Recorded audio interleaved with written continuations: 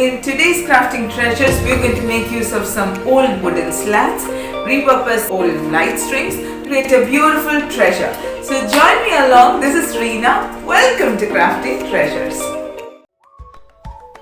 First off, I've taken one curtain ring and two long macrame cords folded in half to create a hook for the wall decor piece.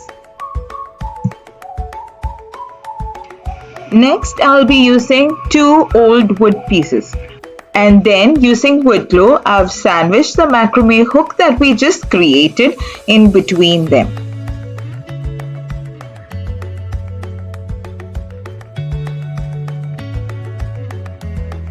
I kept some weights over it and left it to dry well for a few hours.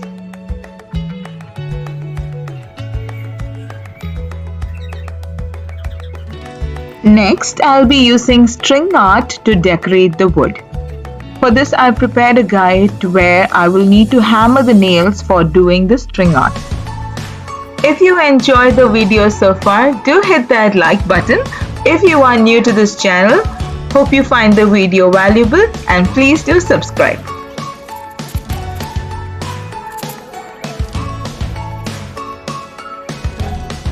Next, using two different color codes, I've created a crisscross pattern along the nails I've just hammered in.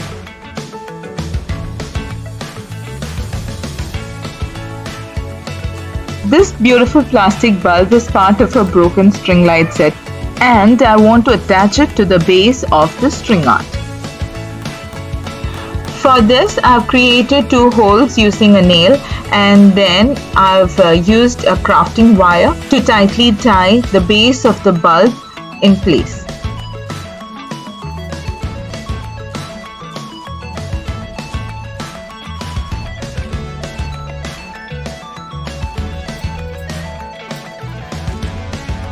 As you can see here, the bulb can be screwed on or off at any time with ease.